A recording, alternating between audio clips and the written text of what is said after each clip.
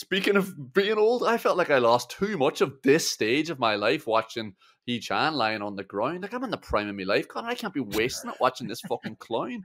And the forearm to his face didn't need 3 medical professionals around him. Nah, it would have stung. It would have made his eyes water at worst.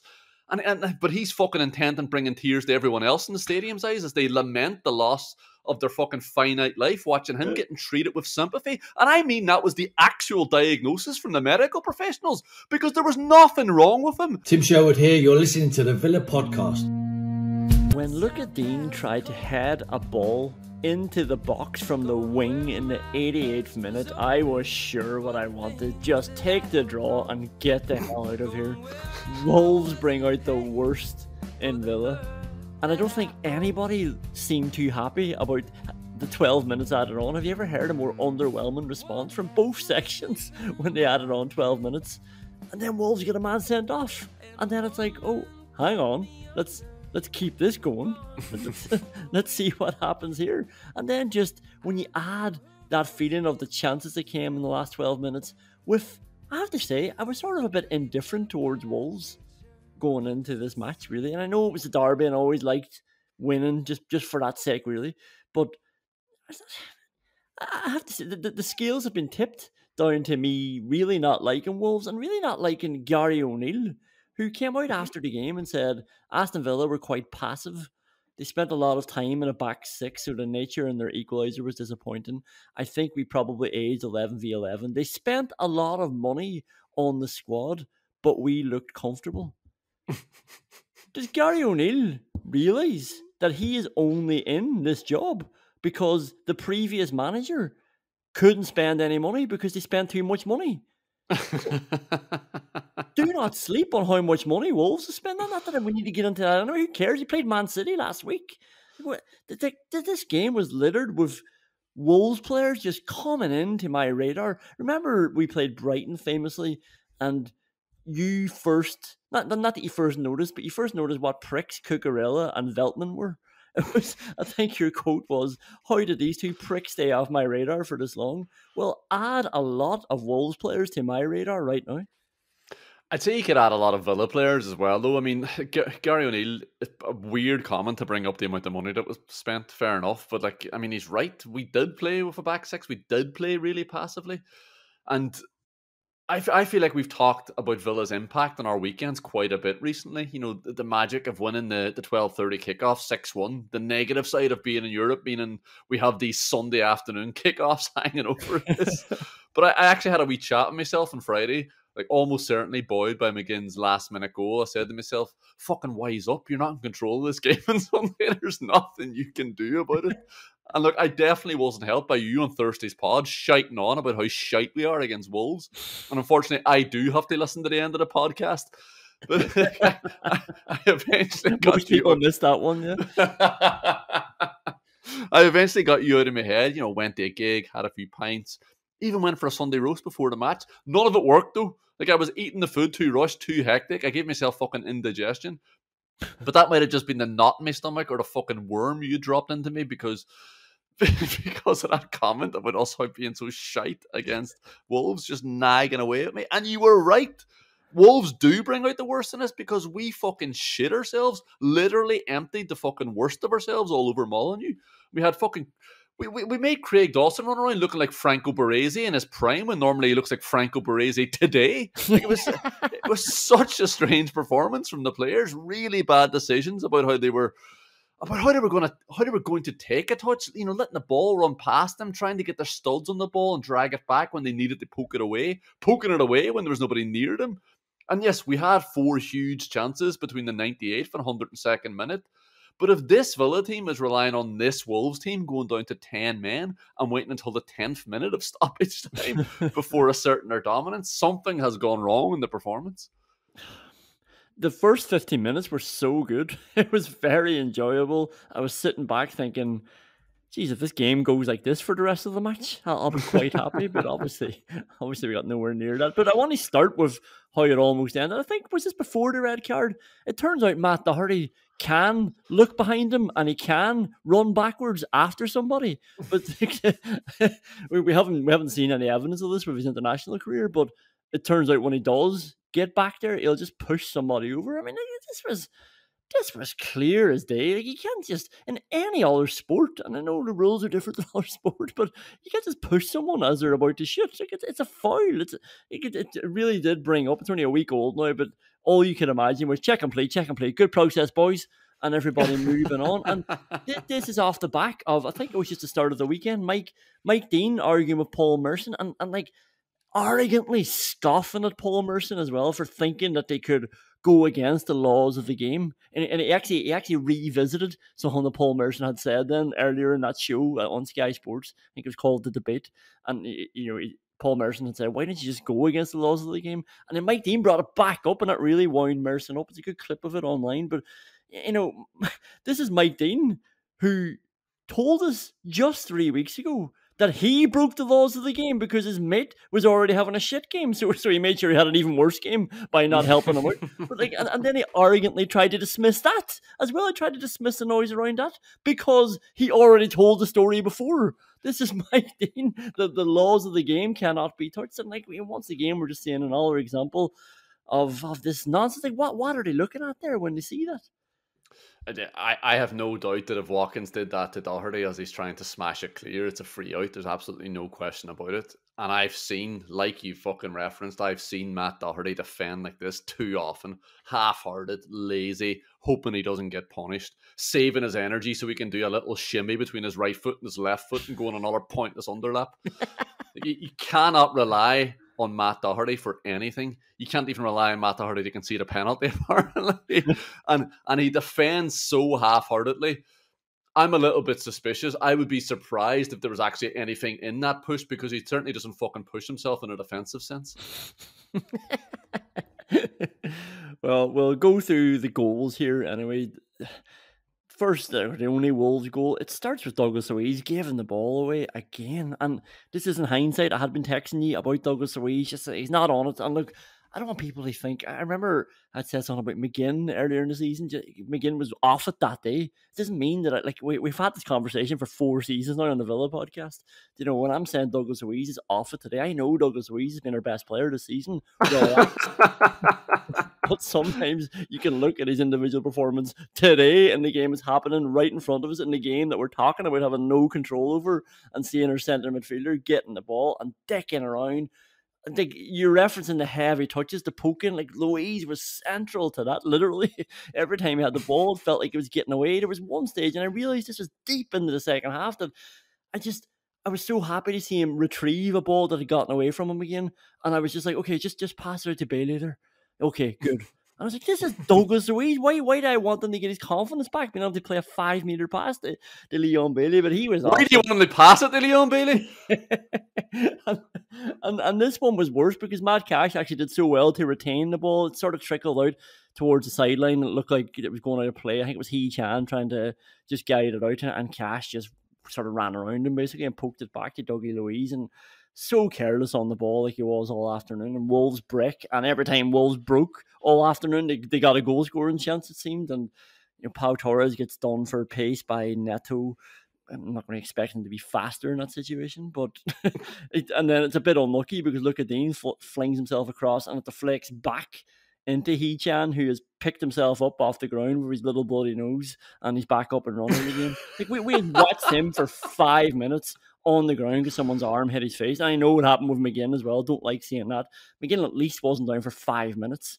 He was just trying to get a free out from a corner. Like, Chan, it was pathetic. It was pathetic. He got a tissue stuffed up his nose, and then he had that sort of, when someone gets so wound up then because they got a little hit in the face, that he's running around shouting at everybody after it then because the ref is saying it's a Villa ball, get off the pitch, mate.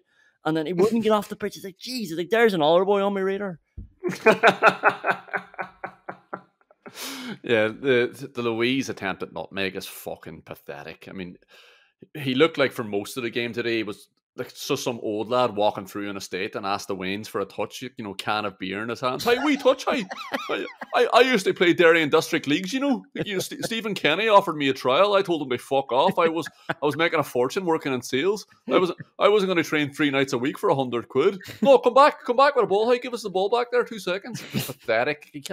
He was standing on the ball so long, it couldn't have been more obvious. He was waiting for your man to come in just so he could try the wee Megs to Cash when the pass was just on to fucking Cash. And not only that, Cash was in down the line if he just played the ball. And then, like, whatever about Torres' pace is definitely the wrong word. I know you used it there. Torres' ability to move, whatever about that.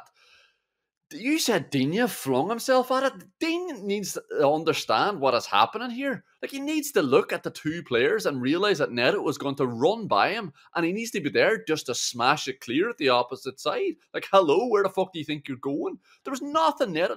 Neto looks up. He can't believe he's fucking luck that it's Pau Torres. And Digne can't fucking understand that this is potentially an issue, and he stands there with his hands behind his back. He gets unlucky with the deflection that he does get in the ball, but the cross should never come in. He should be just emptying the ball out of the stadium and emptying Neto in the process, because everybody knows that Neto is going to go on the outside of Pau Torres there. Really fucking frustrating. And I know that Dougie's forearm hit Hee-Chan in the face, all right? And I think we need to get to the stage, though, where if you claim you have a head injury, you have to go off for 5 minutes. Yeah. I mean, like that would probably result in people not going off when they are concussed, to be fair. And I don't want that happening either, Conan. Although I doubt we have that many players of that fucking fortitude left in the game, at the risk of making myself sound 70 years older than I actually am. But like I felt like speaking of being old, I felt like I lost too much of this stage of my life watching Hee-Chan lying on the ground. Like, I'm in the prime of my life, Connor. I can't be wasting it watching this fucking clown. And the forearm to his face didn't need 3 medical professionals around him. Yeah, it would have stung. It would have made his eyes water at worst.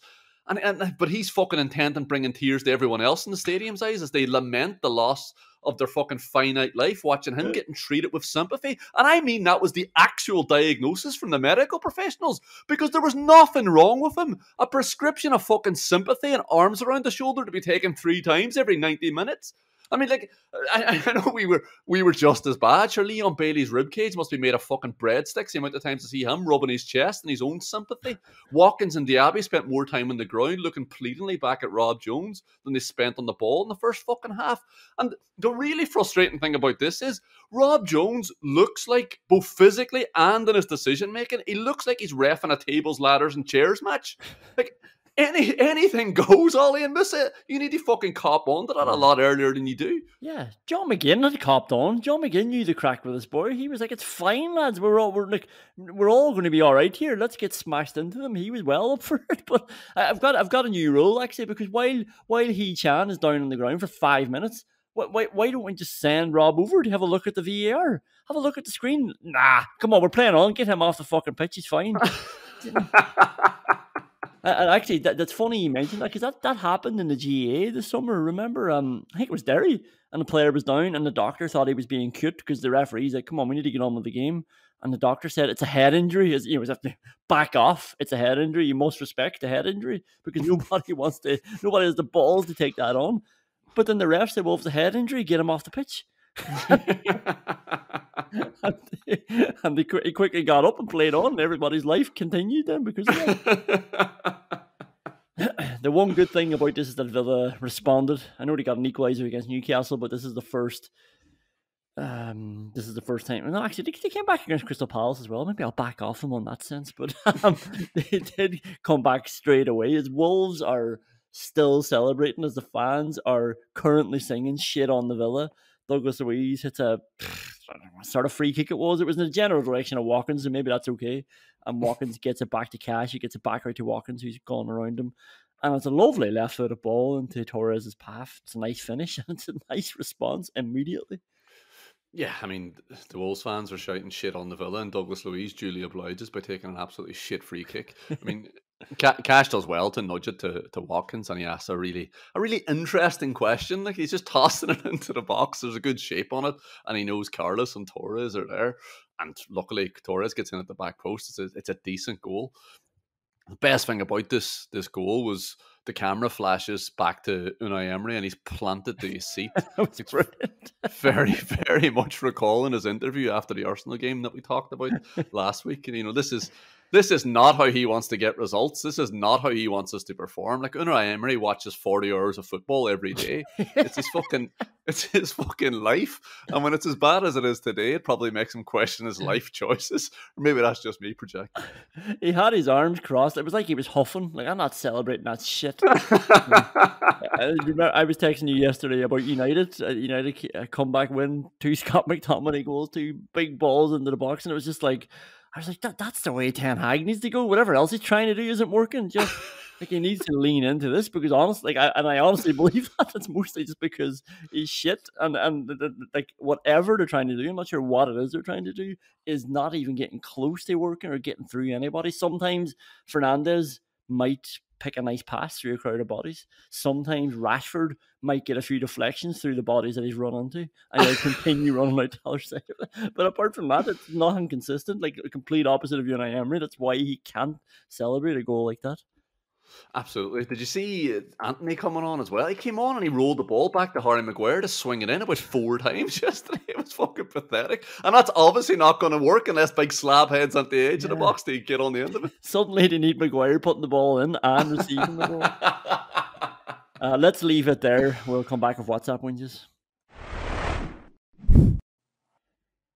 A couple of fines. Douglas Luiz fined in touch immediately to sort of set the tone for his day. Just, I don't know what sort of ball he was trying to find Luca Digne for, and he seemed to be giving out to Luca Digne, and he was nowhere near it. He was in the middle. Diaby was on, but that was the pass, and Luiz tried a big diagonal ball to somebody who wasn't running down the flank. And, you know, worse than that was Zaniolo letting one roll through his legs or roll through him in some direction on the sideline. And that, I think that's worse than passing it out of play.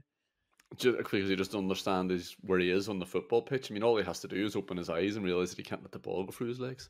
Crazy. Pau Torres, do you know the way I give a fine for unnecessary corners conceded?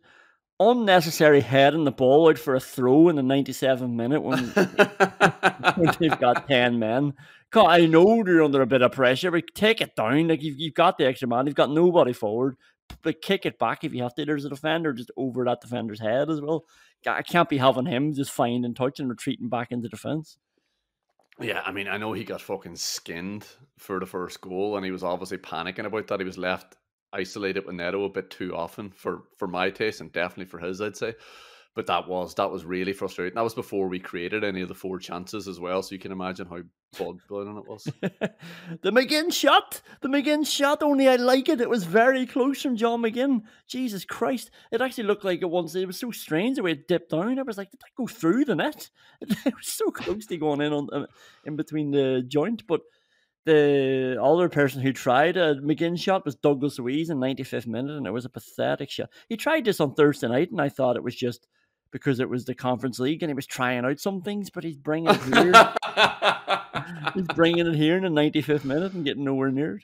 The McGinn one, Jose Sa hasn't a fucking clue where that ball is. Like, it's a couple of inches, couple of centimetres off target, and he's running around the post looking for a ball to take a quick goal kick. It was absolutely incredible. Terrible goalkeeping. Either that, it was the greatest piece of goalkeeping I've ever seen in my life, that he just knows these angles so well, can see the spin on a ball and understand how much it's going to dip or not dip. Absolutely incredible. Douglas Luiz's shot, Christ almighty. If you're playing that badly, you can't be at that fucking nonsense. What was he playing at? You hadn't kicked the ball properly all game and he lines up a 36-yard strike. Ridiculous. On WhatsApp whinges, we just round that up to 40 yards. Liam, you can take liberties in this section.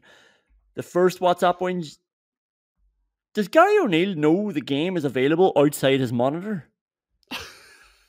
Fucking hell, it's happening right in front of you. Gary O'Neill is the football manager equivalent of somebody going to a concert and recording it the whole time on his phone. And by the way, while I'm on that, nobody is watching those fucking Instagram stories. I am not watching you at a concert. Like, I don't know why people put up 4 minutes length of stories on their Instagram of a concert. I just see the black and I see the lights and it's like, I'm not turning the sound on that. It's going to be really annoying. It's going to be this person singing down their phone. Yeah, it's going to be really bad audio of somebody else singing really badly over the top of a song that you probably don't like anyway. And to be fair, that was a lot like what Gary O'Neill was doing today. It was just a load of fucking shit commentators commentating over a match you don't want to be watching anyway.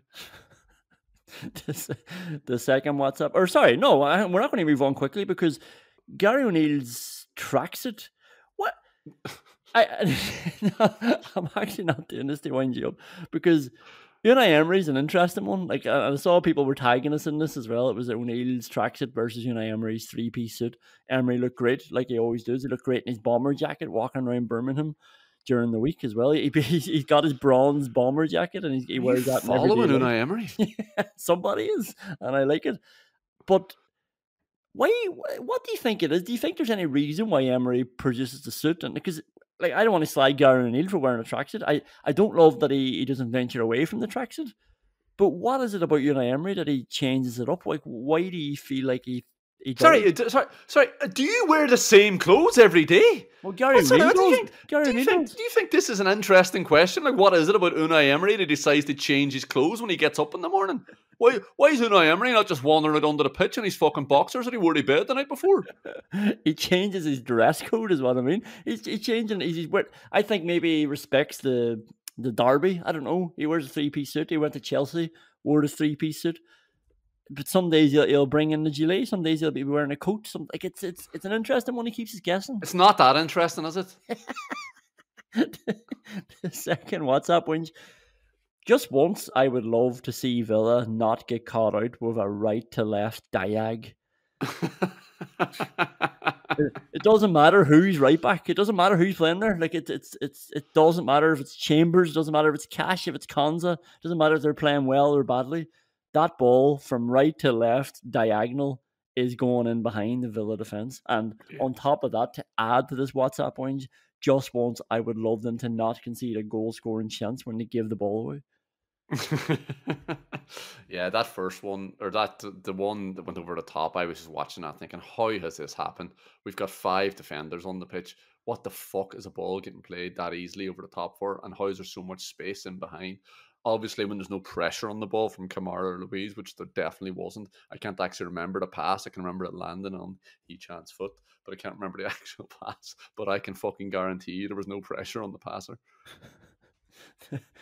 The third WhatsApp whinge. Just somebody take the fucking corner. Does Luca know that we're running out of time?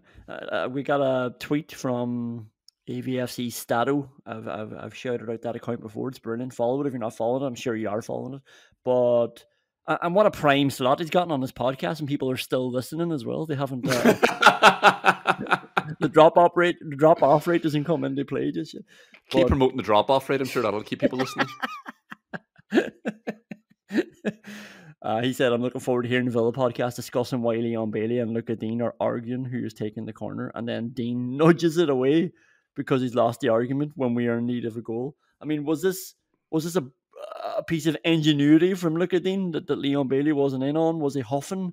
I don't want him huffing at that time. And Leon Bailey somehow manages to call rank. Like, Luca Digne should be the one who's deciding who's hitting that corner. I don't know how he's deferred to Leon Bailey there. And then, I mean, if you're going to call rank, you really want to do better than scuttering a shit corner into the near post.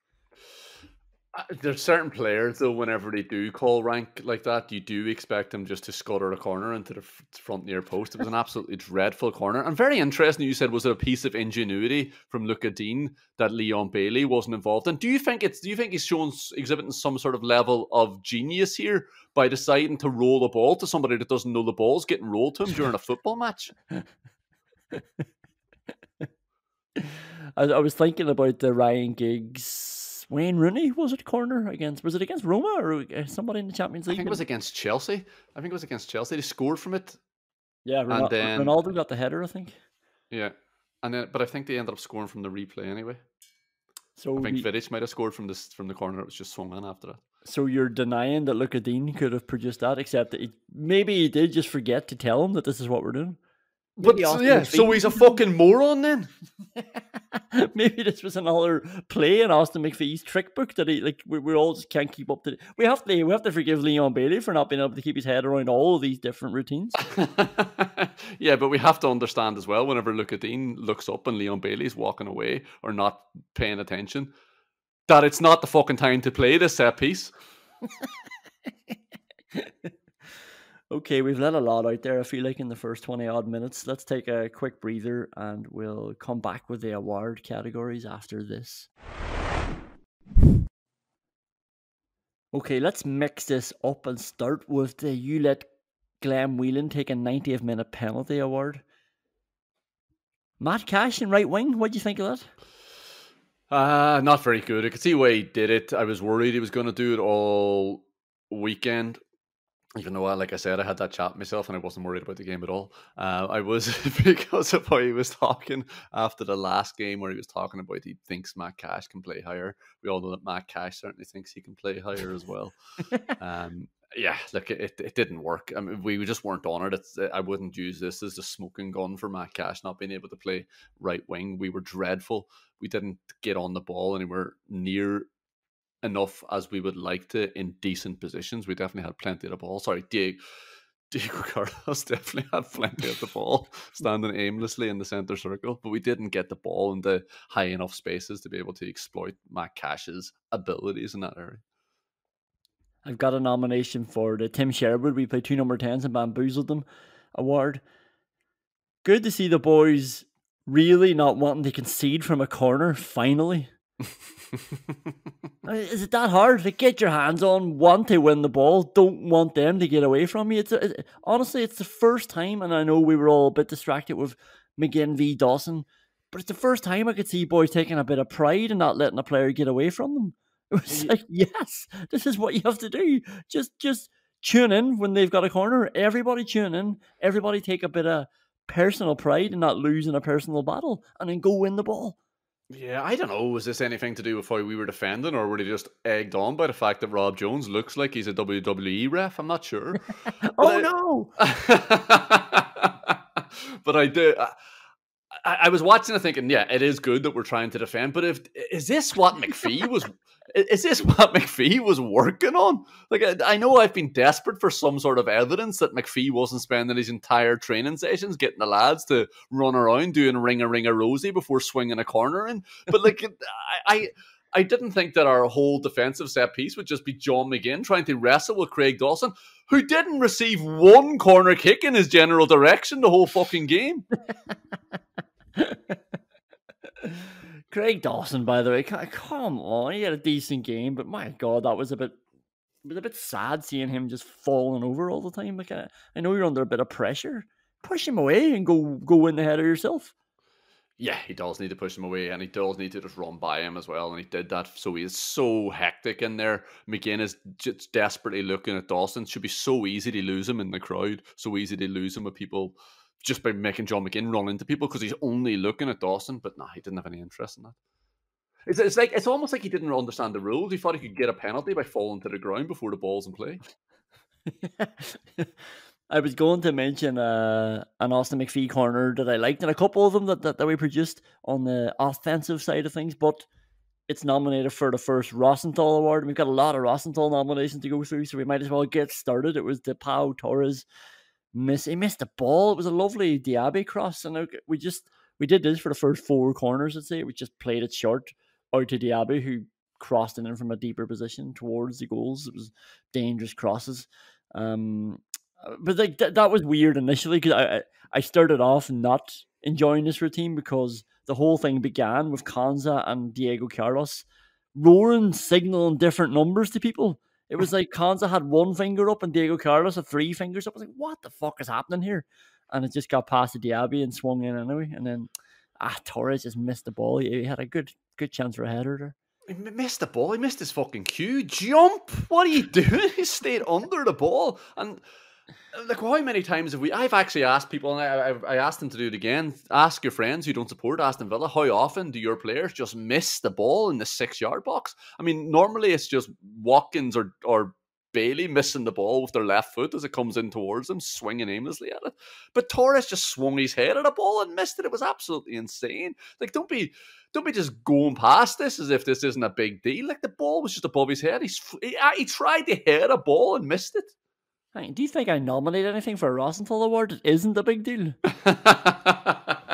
This is serious stuff. The second nomination. Actually, I'm not as upset with this one. Lovely John McGinn ball. He's producing this every game, it seems. Pitching Wage McGinn. Just a lovely little chip into the back post where Matt Cash could have started off as right wing cameo with a bang, and he did well enough. It's a decent save. This all started with a great Dougie run from the fence, so I give him a bit of credit there. Nice ball from McGinn. Cash catches it. It's going in the keeper's near post. Keeper saves it. I don't know. Maybe he could have pulled it back across the keeper. I don't know. I think it all happened very fast. He did all right. Yeah, like, it's a good carry from Diaby initially, and it's a great ball from McGinn. And it's well controlled from Cash, but this is not how he gets his shooting stats up on FIFA, Connor. He needs to put them into the fucking net. It was not long after that. I think the camera panned up to the stand as well, and Suarez and Elmo were sitting next to each other, and Elmo's whispering in his ears, and he's just nodding along, and he's like, I can just imagine Elmo saying, you see the thing about Cash is he only started playing football at 21, so he doesn't really have a set position or an understanding of how positions really should work. You know, I could have been marauding up and down the wing like that as well, but that was all coached out of me. They're just letting him do whatever he wants. It's actually really annoying. Never give me that freedom.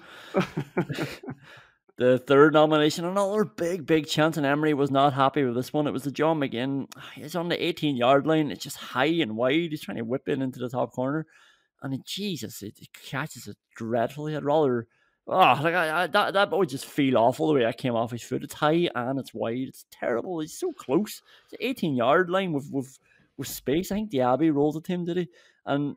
like, I've seen enough training videos of these boys, and they're all just whipping the ball into the net from that position. Now, fair enough, they do it with no keeper in net, but they do it. They do it competently. Yeah, the really annoying thing here, like, and I know we slagged them off quite a bit at the top of the show, but the really annoying thing here is that Dougie and Diaby do really well. You know, they actually do all the working out for him again, and he can't even write down the fucking answer. And I think the problem is that he knows what he's supposed to do there, but the ball is still too much under his feet, so he can't get his feet right to do it. But you're right, there's so much space. It's exactly the right thing to do. And because it's exactly the right thing to do, and we all knew that means it's pretty fucking easy for a player of John McGinn's ability just to put his big toe on that and get it on fucking target. Yeah. And what the fuck moment from Watkins, gave the ball back to Kamara, edge of the box under a lot of pressure, led to a big Wolves chance for Nuri before he went down injured for a long time as well. But he had space to turn. Don't think he really appreciated that. And then McGinn into Watkins. And I think this is a good effort from Watkins. He's hitting it with the ball's coming from the left, and Watkins hits it with like the outside of his boot, right boot, sort of top of his boot. It's a good save from Sa. I'll give Jose Sa this one. Yeah, the first one, it's actually Kamara, isn't it? Watkins gives it to Kamara. Like, Watkins wins it back after a Wolves what the fuck moment. Yeah, he sort of sows it. No, Kamara's trying a little lift over the tackle. Like I said earlier, go on. Watkins had space to turn out from that, and like the Wolves player has read that he's going back to Kamara. So by the time it comes to Kamara, he's just the Wolves player is on him. Nah, but like, Kamara doesn't need to do this though. Like I said a second ago, when you're playing that bad, don't try something good until you've at least done something decent. And definitely don't try to pull out the techers at the edge of your own box. I haven't heard the word techers in about 20 years. And I'm not lady, Conan. I wouldn't have expected that I'd be the one I'd hear it from after all this time. But that led to far too big a chance. Your defensive midfielder can't be dicking around like that. When the team's playing that badly, do simple things. You're right, Watkins could have ran with a ball, but he didn't. It's not that big a mistake for him to pass the ball to a centre midfielder. Matt Cash had another chance. The ball broke him from a McGinn ball and just came the whole way across to the other side of the box. It is bouncing a bit too high, but I don't know, maybe it's just too close in from the corner of the box for Matt Cash's liking. If he had I don't know, he probably could have let it come down an all inch and then catch it better, but he just didn't catch it at all. I think he needs to rush it though. He's worried about the tackle coming in. Yeah. Douglas Luiz had a big header. It's a good look at the corner, and Luiz heads it over, gets up, sprints back. Fair enough. I want him sprinting back. I don't know what I want from him, but I want some remorse anyway. Yeah, but like, what he was running back with his hands in his head. He ran in the right direction. That's all I'm fucking caring about.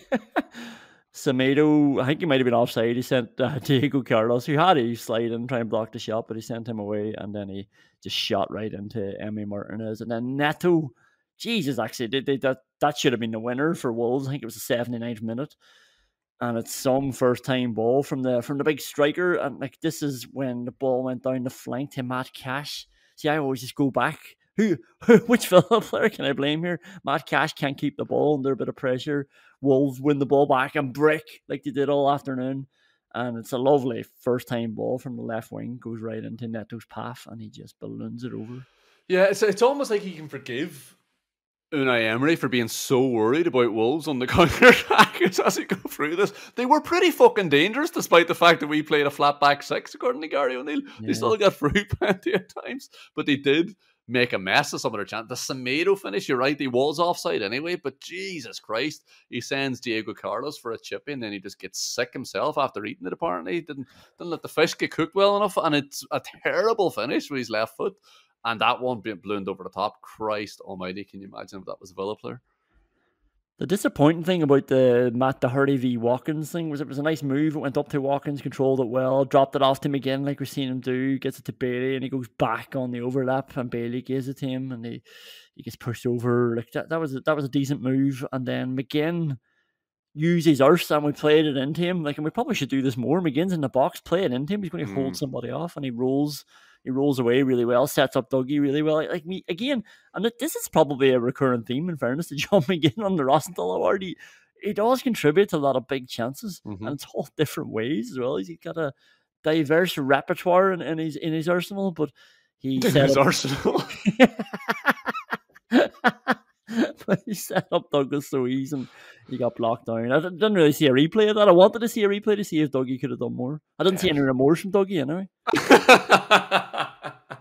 There was a lot happening in the last 4 or 5 minutes of the game, though, and this started it off. So there wasn't time for a replay, really. It was a really great decision to play it up to the big man with his backside the goal.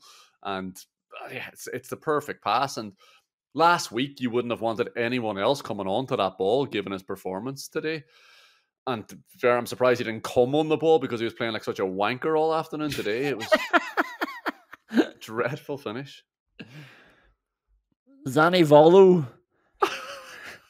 You have to work on that one, Connor. Zaniolo. This was heartbreaking. Watkins flicks it on. Was this a corner as well? He catches it with his right foot on the volley, obviously. I thought it was going in, bounced across the goal. It was so close. He's not going to score for Villa. Forget about it. And then look at Digne did really well because might have been McGinn, but set down to look at Digne, and he's in the box, and like, this pissed me off because I always talk about look at Digne just stopping constantly on the ball no matter where he is, even if he's in the box, and he stops it. And my reaction was like, I just lashed that across, like Matt Cash would. And then when you look at the replay, there was actually nobody free if he lashed it across. But he takes a touch, he looks up, he waits for Konza to get free, plays it to Konza. Konza catches it well. It's probably unlucky. McGinn works it really well again, gets his backside into the defender. Douglas Luiz has obviously learned his lesson from a couple of seconds ago and gives out to Digne. You're right. Jesus Christ, he does so well to not just smash that across. That would have been the most common choice. And all right, mate, all right. And he just takes a touch, takes his time, picks out his man. Like, can you expect your big centre half running across the ball like that on his non-dominant side to finish any better than smashing it quite well? Probably not. There's a lot of bodies there. It gets it through on the keeper. And like I say, whenever you're playing Wolves, just get it through against San. You give yourself a chance. Unfortunately, it hits off his stomach this time. And then the last touch of the game, and this is why it was so heartbreaking. It was just, we were literally an inch away from winning it with the last touch of the game. It's a Douglas Luiz cross, in fairness to him, on his left foot. Lovely cross. Yeah, immediately after a shit corner. Watkins gets up, heads it down. Headed it too well, if anything. It just hit the post, and then it's game over before anybody can retrieve it, which is just... I know we're going through it there, and I definitely would have taken the draw with about 30 minutes to go. Never mind when Neto missed with 12 minutes to go of normal time. But like, Jesus, when you're that close, that late on, that would have just been delightful. We would have been sitting in the top 4 right now with a 2-week break ahead of us. Yeah, it would have been incredible. It wouldn't have been deserved though. The header is so good. He comes out of fucking nowhere and he comes in like a fucking bullet train as well. And it is a good cross from Douglas Luiz. And it's so close. It's one of those ones you don't even realize what's happened until it's back out to the fucking sideline. It was an incredible header. So unlucky. We You got pick pretty a lucky. winner here. I'm just going to fire them all back at you again. Pau Torres missing the ball or just not jumping for the ball. Matt Cash's volley that got saved. John McGinn, 18-yard box. I'm just trying to pick out the best ones here.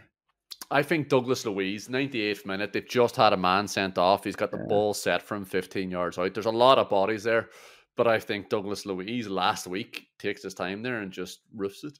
Yeah, Leon Bailey would have taken a past somebody. Let's do the Peter Enkelman What the Fuck award. Douglas Luiz pirouette at the edge of the Wolves box.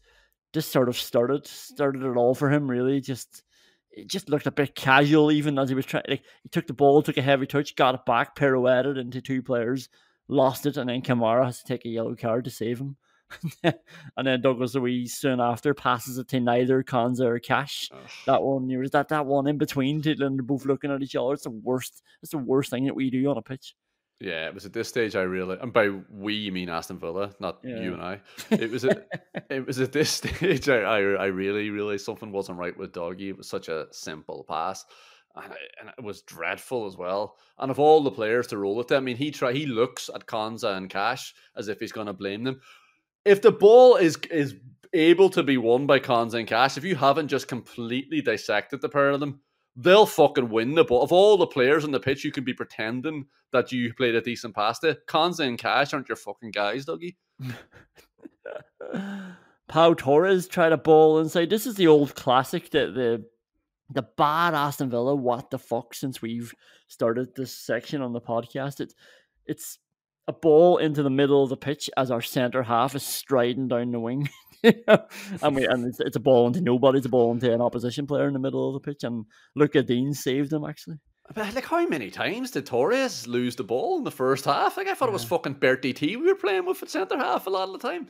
It's so many times playing blind passes or just hoofing the ball away. It was so unlike Pau Torres, particularly in that first half. And that whenever things like that happen, whenever your big reliable ball playing centre half is off, that really fucking impacts the team. That really rattles through the team. And then whenever the second worst ball player on the pitch is your best fucking player, Douglas Luiz, you know. No, this is it. That was the big problem. Those two off it, and then Kamara having to spend his time firefighting because we were all on the back foot. And anyway, the worst one I'd say, and it didn't really lead to anything, but Matt Cash literally threw a leg at a ball under no pressure. This is. It's not even the clearest example, throwing a leg. This was throwing a leg at a ball. The ball was just hopping up for him. There was nobody around him. He could have waited for it to come down. He could have just brought it down. He just jumped in there with his leg, lobbed it up into our midfield, and we didn't win it. Yeah, our midfield, Jesus Christ, I'd be surprised if it made it to the middle third. It was bizarre. It's very, very strange from Matt Cash. Is this the one in our box that he tried to clear and he just jumped into it? Yeah, and sliced it with his left foot. Added to the list. This is just on the right wing. Nothing happened from this, but the ball's just there for him, and I just couldn't believe. I was sort of thinking, all right, he needs to come off. It was before Bailey came on. It's obviously just run his course as a right winger, and just the concentration. I don't know what it was why he did this. It was so strange, bizarre.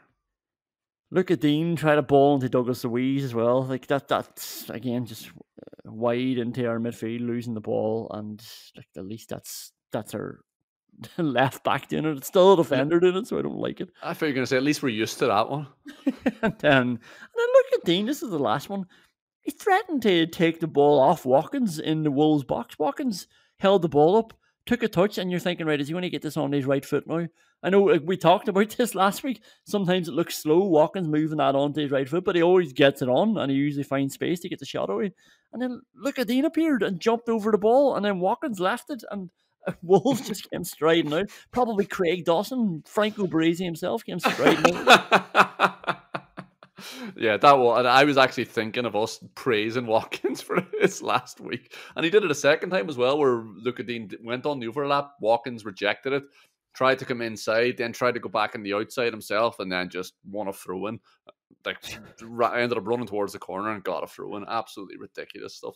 I'm really surprised this is the end of your what the fuck nominations, though. Well, the winner I have is Douglas Luiz giving the ball away to He-Chan, obviously, for their goal. What's the one I'm missing, though?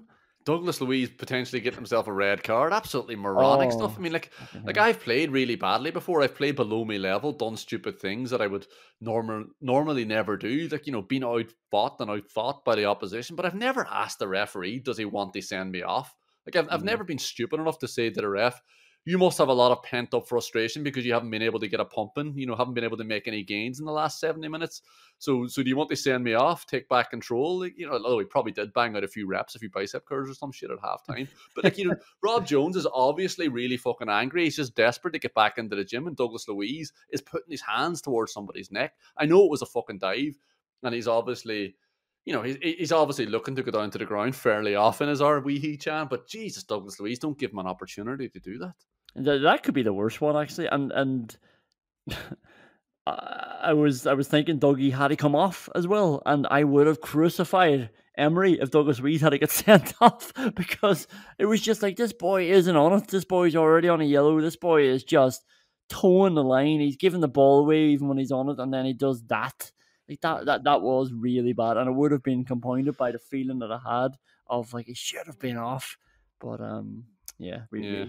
I mean, we could also nominate Lamina for his actual red card. I mean, there are smarter ways to commit a professional foul than trying to get into Zaniolo's cacks. What the fuck was he playing at? On a yellow card, there are smarter decisions than committing a foul as well on the halfway line against a team that are clearly happy with a draw. Zaniolo's running down the wing. Nobody's running with him. Watkins is probably up there somewhere. But gee, you don't need to panic here. Think about how Aston Villa are playing. This is a fine situation. And if you are going to do that, maybe run across the back of his legs or something. Not that I'm saying people should be committing professional fouls. But what can you do? What can you do when big beefy Zaniolo gets motoring? This is what he makes defenders do. He's just too strong. He's too... he just gets in your way. He gets his body in front of you. I like him. I like him, and he is going to score a volley. What did you do? The only other flashpoint really was the Neto penalty shout from a Kamara push. They looked at this on VAR as well. Look at Digne, just backs off so much on Neto. There comes a time where you do have to... Well, I say this, and I saw Pau Torres trying it then, and then Neto just skipping around him. But I feel like the ball was there, not in a messy way, not in a like, go on, take it. I feel like he was just not under that much control of the ball. But look at Dean was being so generous with the space he was affording him. Like, I know Matt Cash backs off a lot as well, but at least he's doing it under a bit of control. Like, he's got the defender right beside him, but there was just space for Neto to charge in at him. Yeah, so I have sympathy for defending against people who are really, really fast. You can't go tight on them because they'll spin you. You can't let them get a run at you because they'll just get a run at you and run past you. Yeah. But the one thing you definitely don't do, particularly if you're panicky, you don't let them run into the fucking box. There was so much space. All Dean had to do there was go out to him. He waits for him to come into the box before deciding to come in with the tackle. But Kamara's push, what the fuck are you talking about? The co-commentator says as well, if it's given VAR, don't overturn it. If VAR aren't overturning that, then seriously, I know there's been a lot of talk about it, then get rid of it. I mean, my God. Like, they wouldn't overturn Neto turning himself over. It was a bigger fucking flop than Harry Maguire. Like, he took a bad touch, saw Kamara coming in and dropped quicker than fucking Harry Maguire's price tag. It was absolutely ridiculous. It was nowhere near a penalty. No, I do agree, and but I also think the co-commentator is right. Is that they wouldn't have overturned it, but not for the reason he thinks, just because VAR. Let's do the Vyman meter. John McGinn's going up. After all going through the Rosenthal Award, seeing how imposing he was in the game, and he was certainly physically imposing. I do feel like he was just up for this match, and maybe I'm a simple man, but I don't know. I liked it. I think maybe he set the tone for, like, Wolves looked really soft in that match. I feel it was nice. It was nice that Villa weren't the flaky ones for once. I feel like that was sort of set by John McGinn, and like his big tackle on Semedo and the double high five for Lucadine. Don't worry, I've got you, mate. And and I don't know how he got the throw from that one, by the way. It was a great tackle from John McGinn. And Billy got the throw, and that seemed to upset Wolves fans so much that they felt aggrieved for the rest of the game because he got a throw that wasn't like we got a throw that wasn't our throw. There was another one. Was it Semedo again? Or was somebody else? Maybe at Nuri. I think it was at Nuri. And he sort of fell down. He tried to tackle McGinn or tried to tackle somebody, and he was off the pitch. And McGinn just sort of runs by him with his hip and hits him in the neck, sort of thing, with his hip. And then he gets up, so wound up by this, and just charges in and jumps on top of McGinn, who gladly falls over then. And I feel like McGinn was being very ratty, but he was actually in control. I feel like he knew exactly what he was doing, and yeah, that was nice to see. Yeah, I think he drifted out of the game a little bit. The start of the second half, came back into it at the end of stoppage time or towards the end. It's probably just after the red card, actually. Whenever you got a bit more freedom, was pushed further up the pitch, and he was absolutely brilliant in the last 10 minutes. The only thing he did really wrong was straight after Dawson got booked. Now, I know there was no other flashpoints in the box. McGinn went and got himself booked in as well. I was just really hoping, wait for it. Do not get booked. Wait for Wolves to get another corner and then get both of these booked. That's what you have to do here. You have to pull Dawson to the ground and make sure he reacts some way and get him booked. But the way McGinn got himself booked as well, look, I'm not promoting going in and doing somebody. I feel like I'm saying I'm not promoting a lot, which probably just reflects me at mental state. The Derby's gotten to you. I'm not promoting doing somebody, Conan, but you might as well get hung for a sheep as a lamb, because as soon as McGinn goes in and clips Semedo's ankles like he did on the byline, he's getting booked, especially because Dawson has just already been booked. So you might as well smash into him. Going up, Diego Carlos. I thought it was a good game. So many visions of him just diving backwards and heading the ball clear. He was dominant aerially, obviously. I thought he was good, meaty presence. And a lovely ball. Another example of actually he can spray a nice pass, but he played a lovely ball over the top to Watkins. Did it just get cut out? But initially it was like, what? Where are you going with that? And Watkins was well onside, and Watkins was away, and he picked him out. This boy's got a pass in his locker, and yeah, I just feel like he read a lot of balls really well. And I'm not comparing it to this, because this is one of the greatest performances of all time, and it's by one of the greatest players of all time in a massive stage. This is nothing like any of those things. But remember Paul McGrath against Italy? I was really, really worried that's what you were going to say. For Ireland against Italy, USA 94. And there was a stage, well, McGrath in that case, it was like the ball was just attracted to his head because McGrath was just winning. He was diving over the top of people horizontally. Anything that came in near the Ireland box, McGrath was redding it out on the ground, in the air. Diego Carlos wasn't doing that, but there was a stage where it was like, Jesus Christ, he really is. Anything that comes near him, he is getting rid of, and it was nice. It was very, very solid defensively. Yeah, it was just like that time we realised that Paul McGrath was better in the air than Roberto Baggio. It was almost as nice as that. The only problem I have with Diego Carlos, and it's not his problem, is how slow we were moving the ball, and he was just the focal point of that for so much in the first half, standing on the ball, looking around aimlessly because the midfield wasn't boxing itself off, wasn't giving him the options that he needed. That means that I can't possibly look back on his performance and be happy. Well, can I give you an interesting one that I want to go up? Is Luca Digne. Just like Luca Digne has got a bit of grit to him this season. He's really up for it. And it's really good because we have no other left back. Like, there is a worry that Luca Digne is one yellow card away from getting suspended.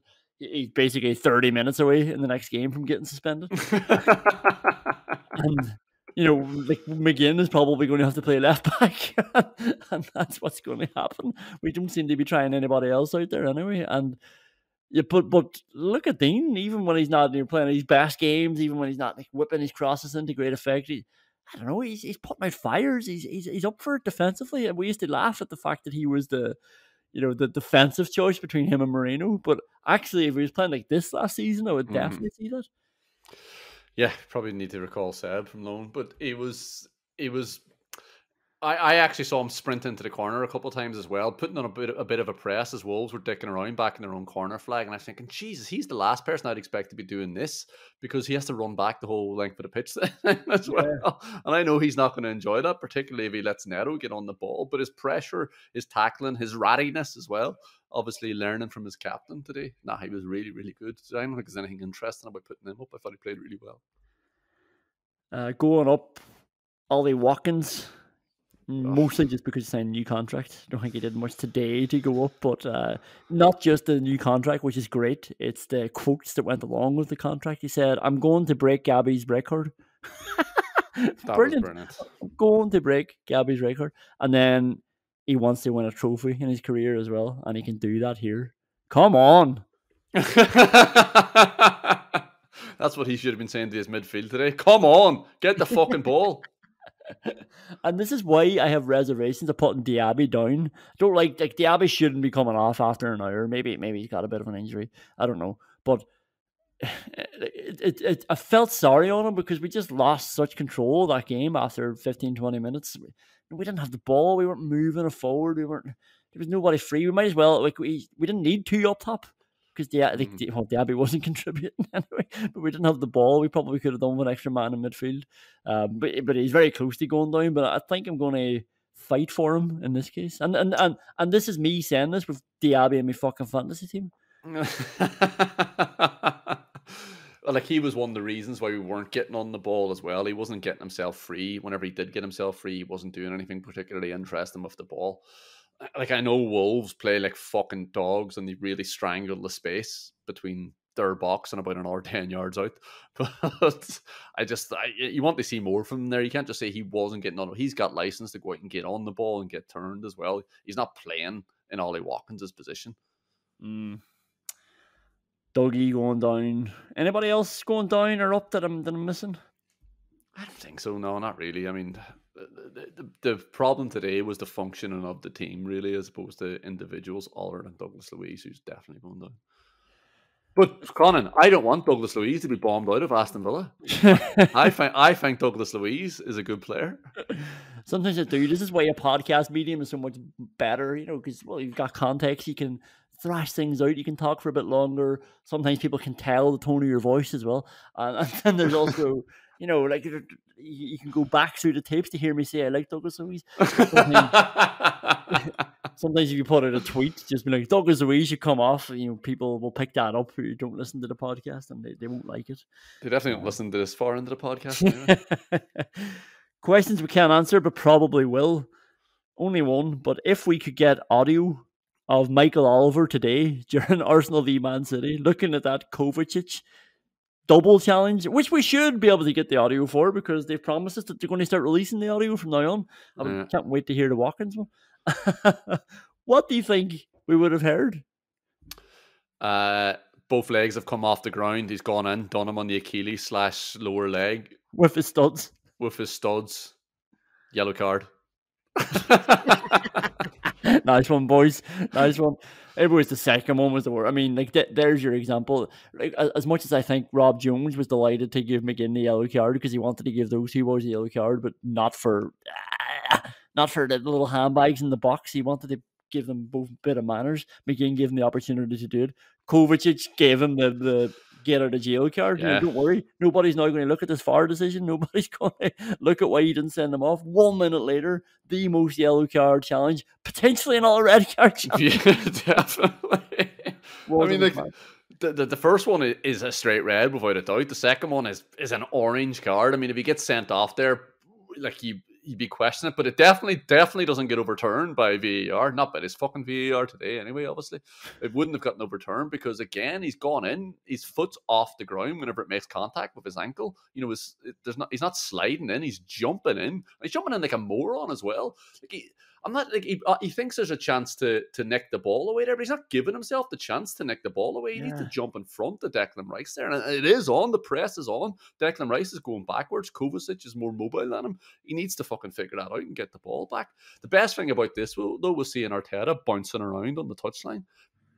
And like, who could have thought that those dash lines were never going to be enough to keep Manners and Guardiola and Arteta? You need some fucking underwear and a triple class to hold that pair of tits. But just seeing him so annoyed made the Aston Villa draw almost bearable. It was nice. I was really happy that game was on after, just so I could just sit down and watch it.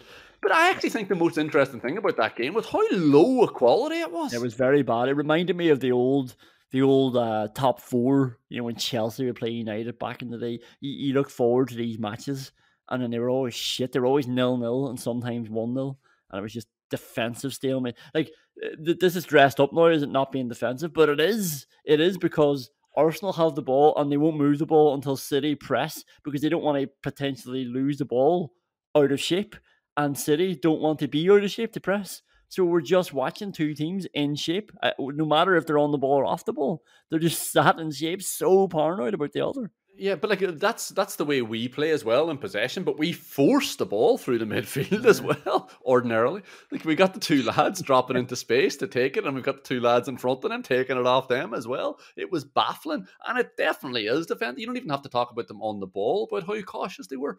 They didn't go forward. Sorry, they are still on the ball in this part. They didn't even go forward. Like, they left 5 or 6 people back at all times. So there was never a transition available to the other team. It was dire shit.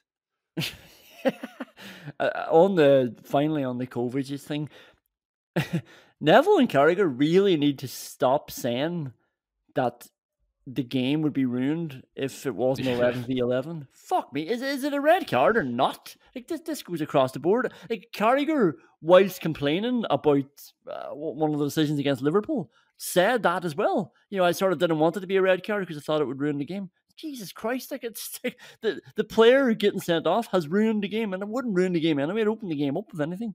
There wasn't much of that game to fucking ruin today anyway. Yeah. Anyway, we'll leave that there. We've got a 2-week break now. We can recharge. Maybe I cursed this one because I was asking for a draw on Thursday night for this match. But like I said to you, it's nice to know that we can just draw a match as well. It's nice to know that we can just go away from home, get a point, and move on. We're not going to win every match. Can you be happy with that? Yeah, I don't know what sort of recharging you think we're going to do, though, going to sit in the fucking Aviva on Friday the 13th, watching Stephen Kenny in his third last game as Ireland manager, and then go and watch us fucking struggle against an airport 3 days later. Maybe we'll have to do a podcast about it, who knows? But we'll be back soon. If you're not following us, if you are listening to this stage, just give us a follow, give us a subscribe on wherever you do listen, because obviously you'll get notified then when we do release a new podcast. I assume it'll be after the next game, like it always is. Anyway, thanks a million for listening. It's great having you, and it's a good start to the season. Let's be happy overall here. 8 games, 16 points, top 5. See you soon. That wind is calling my name, and